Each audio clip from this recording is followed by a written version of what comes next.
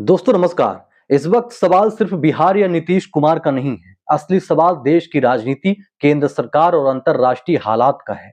अचानक बिहार की राजनीति में बड़ा बदलाव दिख रहा है। मुख्यमंत्री नीतीश कुमार राज्यसभा जाने की तैयारी में है। ऐसे में सवाल उठ रहा है कि जब बिहार में अभी हाल ही में चुनाव हुए हैं, एनडीए को बहुमत मिला, तो फिर अचानक यह बदलाव क्यों? दरअसल इस पूरे मामले को सिर्फ बिहार की राजनीति से जोड़कर देखना शायद अधूरा होगा। इसके पीछे देश की बड़ी राजनीति भी हो सकती है, क्योंकि केंद्र में नरेंद्र मोदी की सरकार ऐसे समय से गुजर रही है जब अंतरराष्ट्रीय हालात तेजी से बदल रहे हैं। मिडिल ईस्ट में तनाव बढ़ रहा है। खासकर ईरान और इसराइल के बीच बढ़ते संघर्ष ने पूरी दुनिया की राजनीति और अर्थव्यवस्था को प्रभावित किया है। भारत भी इससे अछूता नहीं है। भारत दुनिया का तीसरा, जी हाँ, तीसरा सबसे बड़ा तेल आयात करने वाला देश है।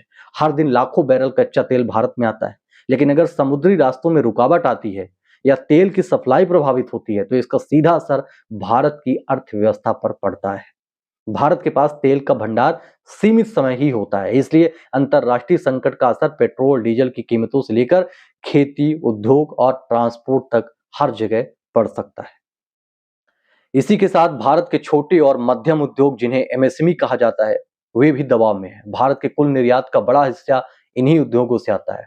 अगर अंतरराष्ट्रीय व्यापार प्रभावित होता है तो लाखों, जी हाँ, लाखों नौकरियों पर असर पड़ सकता है। दूसरी तरफ राजनीति भी अपने हिसाब से चल रही है। केंद्र सरकार को संसद में अपने सहयोगी दलों का साथ चाहिए।